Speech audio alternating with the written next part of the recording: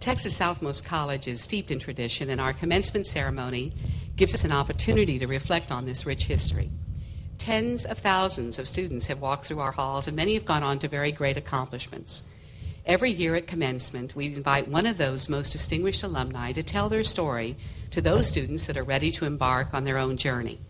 The importance of seeing what yesterday's graduates have accomplished is beyond value. This year, we honor Mrs. Margaret Clark, class of 1950, as the 2001 Distinguished Alumnus. Margaret Elizabeth Monroe Clark was born in New Orleans, Louisiana, on October 18, 1910. She moved to Brownsville with her parents when she was 5 years old. Except for 1 year, she's always lived in Brownsville. Margaret graduated from Brownsville High School in 1927. In high school, she was active in interscholastic league, literary contest, yearbook, and a member of the pep squad.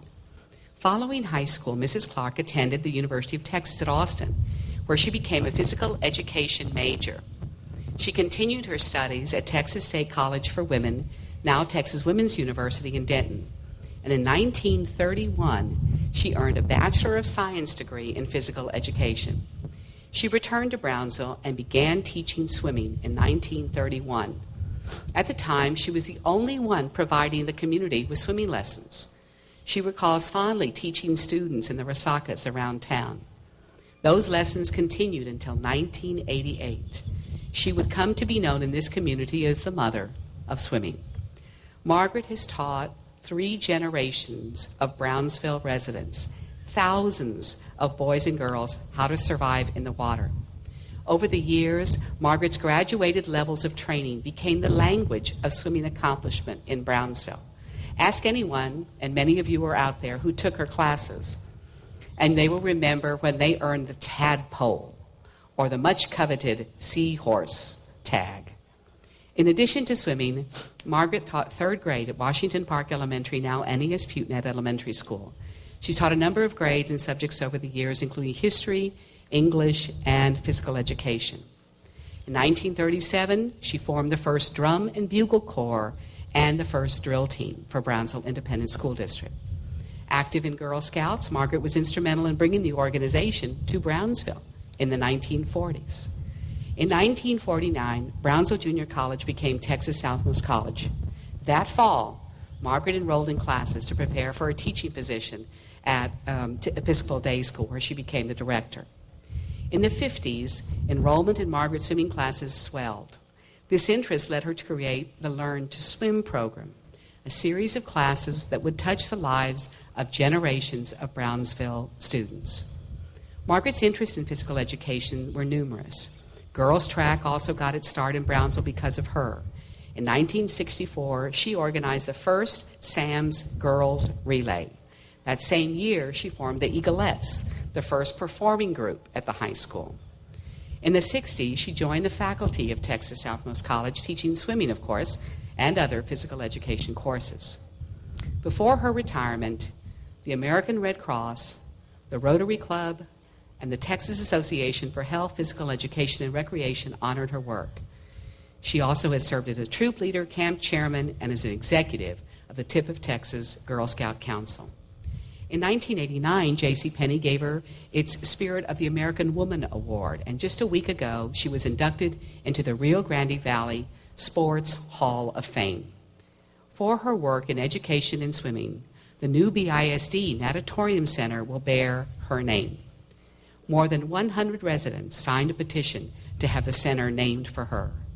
Margaret and her late husband are the parents of 3 children, Gerald, Stephen, and Kathleen, and they have 2 grandsons.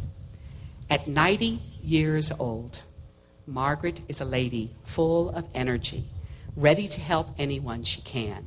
Her spirit is insatiable, even at her age. She says keeping busy is her secret. Today, she continues to touch the lives of others because 3 days a week, you will find her volunteer teaching water therapy for seniors. She continues then to be an inspiration for us all.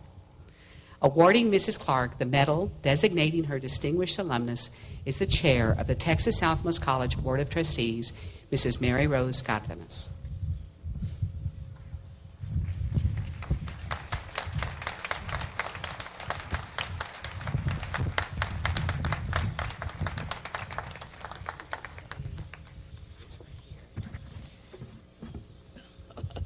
They built us two. Wonderful, wonderful. It is with great pride and admiration that I name you this year Distinguished Alumnus of Texas Southmost College. I cannot tell you how proud I am and privileged to be doing this because you've taught me, you taught my children. I had a late start, so you didn't have the opportunity to teach my grandchildren, but thank you. God bless you. Where is it? I mean,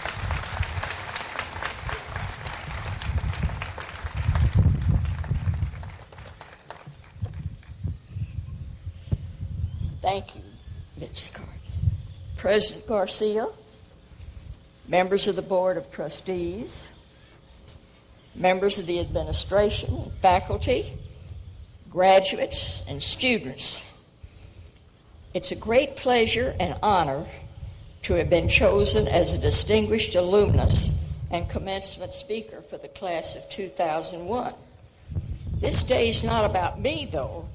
It's about you, the graduates. First, let me express my congratulations to the class of 2001. Today is a great day for you and your families. I know you've all worked hard to get to this day, both students and families alike. I include families because in many cases, it's the family's hard work and sacrifice which made it possible for their loved ones to go to college. So, ladies and gentlemen, could we please have a round of applause for the families here with us today?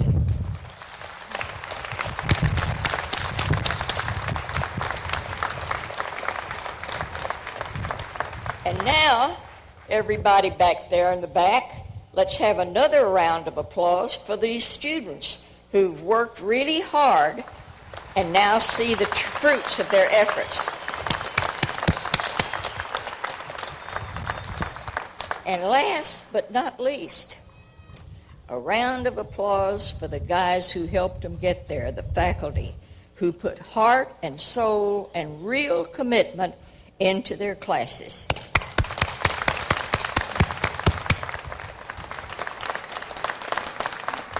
You know, a lot of times teaching is a thankless job. You're sort of damned if you do and damned if you don't.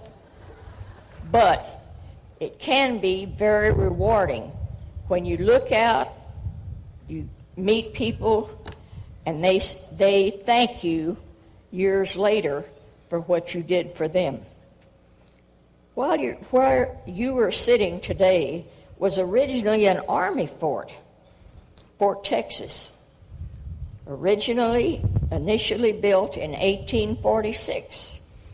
Brownsville acquired the fort in 1948 and started using it to house Texas Southmost College.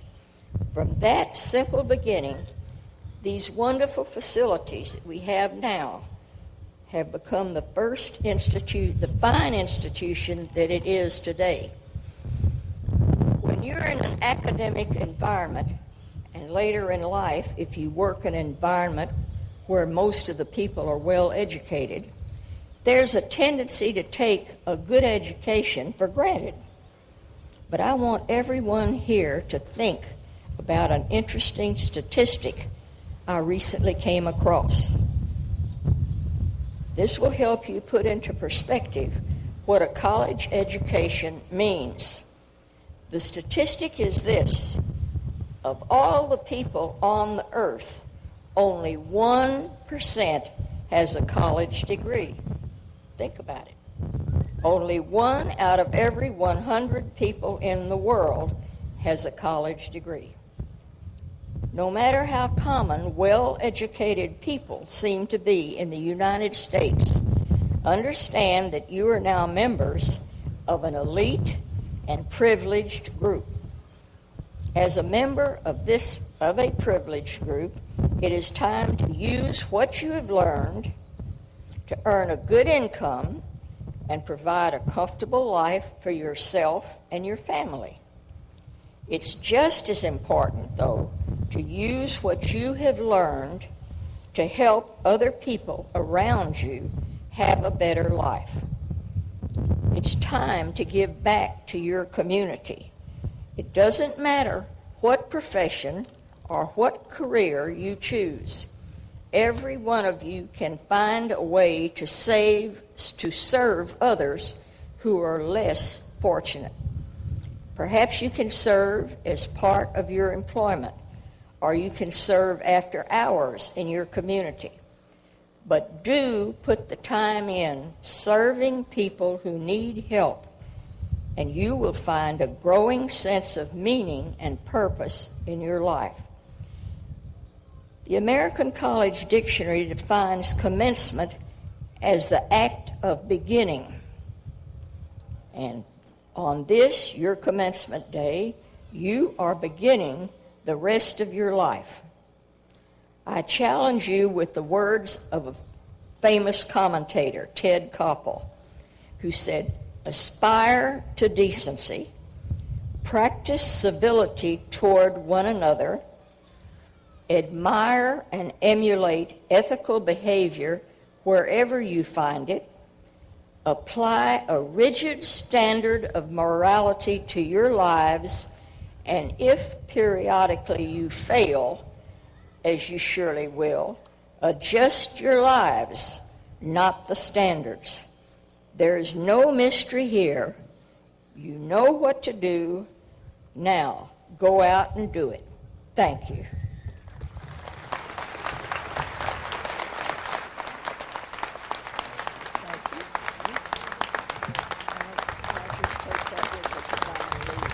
Thank you, Mrs. Potts. Very, very much.